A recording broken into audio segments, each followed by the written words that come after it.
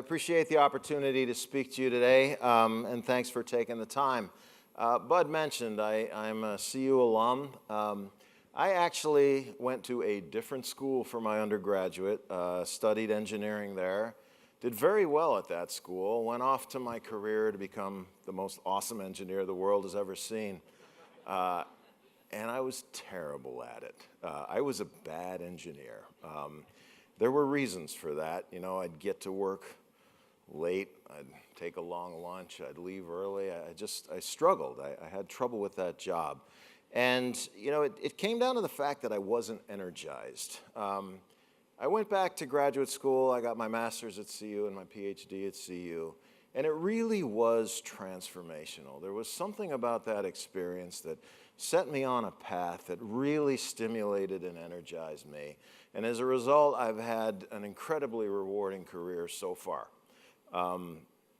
I say so far because everywhere I've worked twice. I worked at General Electric twice as a co-op student, as a bad engineer.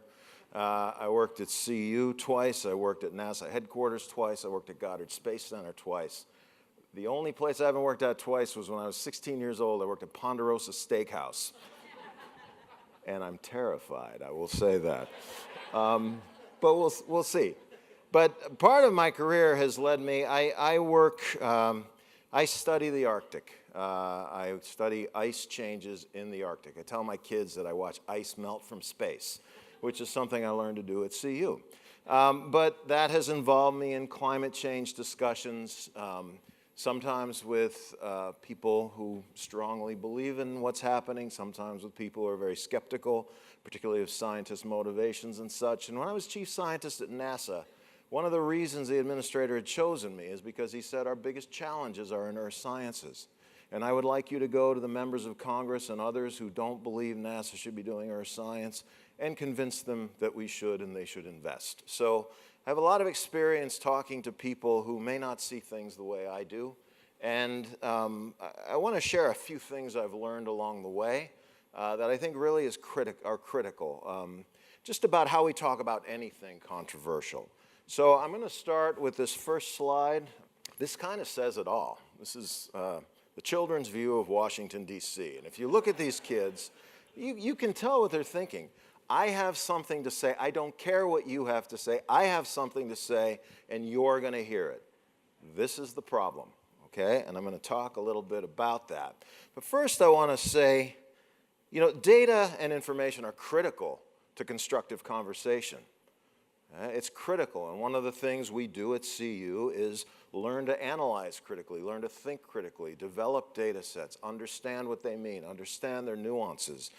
But when it comes to controversial conversations, it's often less about the data and more about the narrative, about our ideas and ideals, and how the way we understand and work with data depends a lot on the lens through which we view that information, the lens through which we view these data.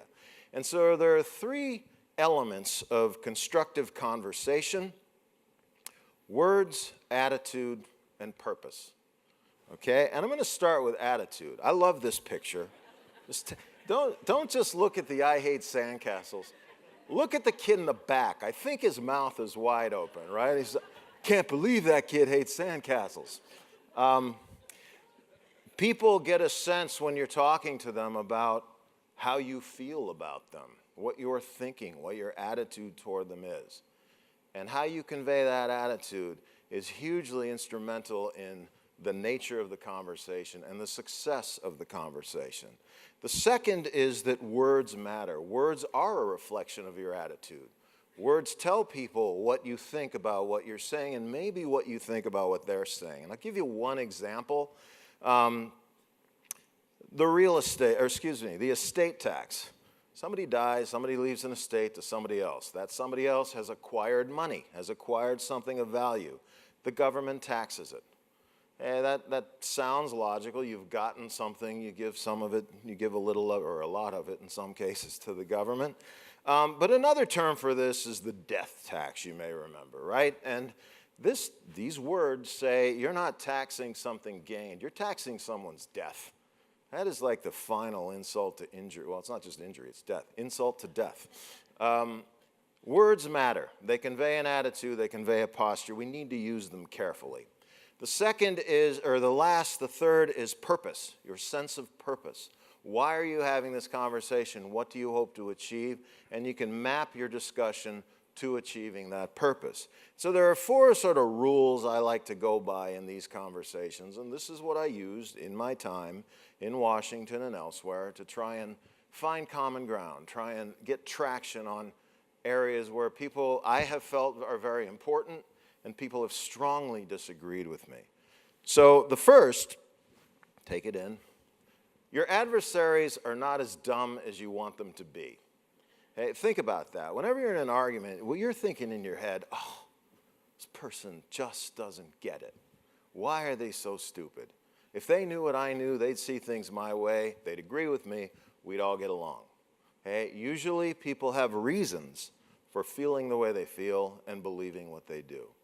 Your adversaries are not as dumb as you want them to be. You want them to be dumb because that makes it easy to be right.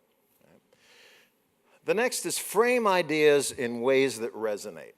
Okay? A lot of times, and scientists are probably more guilty of this than almost anyone, we take a condescending approach. Well, I've studied this. I have a PhD in this. I know this.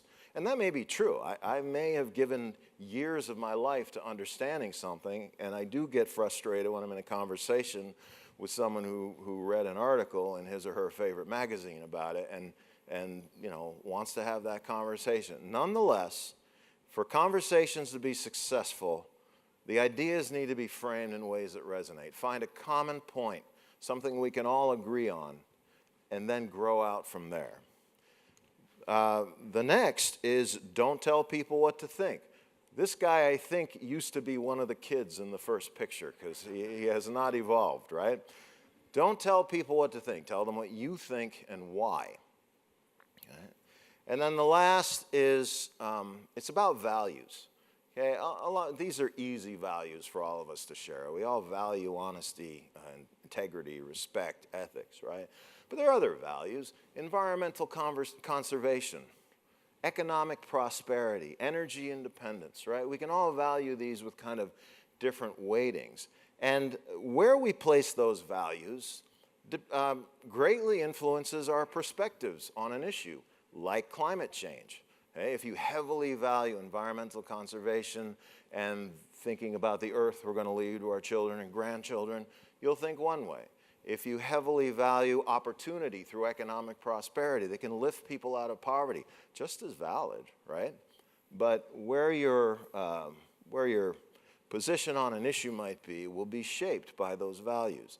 Don't expect your values to change another person's beliefs. This is similar to, you know, if they just knew what I knew. Only it's like saying if they just felt what I felt, if they just valued what I value. Well, there are reasons that we view things a little bit differently, and we can't expect someone we're talking to have sort of the same value structure or have their beliefs changed by our value structure. So these are kind of the 4 elements of that conversation that I think are absolutely critical to being successful. And by successful, I don't mean winning. I don't mean getting someone to see things my way. Unless you're a lobbyist, if you go into that conversation with that attitude, I don't think you'll really move things forward. Right? If you're a lobbyist, it's your job to get someone to see things your way or do what you want them to do. So understand the context, frame ideas in ways that resonate, and don't be condescending. Don't tell people what to think. Tell them what you think and why. And don't expect your values to change other people's beliefs. And at the end of the day, our position on issues and the actions we choose to take really depend on the vantage point, the perspective we take when we view them. So I'll leave you with one thought. One person's sunset is another person's sunrise. It's just a matter of where you happen to be, your vantage point when you look at something. So I encourage you to keep this in mind, and as you think about your experiences at CU, whether you're going to create them in the future, whether you're going to help create them for other people, as I try and do as a professor, or we try and do through our donations or others, There is a world, there is an infinite possibility, an infinite number of sunrises out there. Create your own and help others create theirs. Thank you.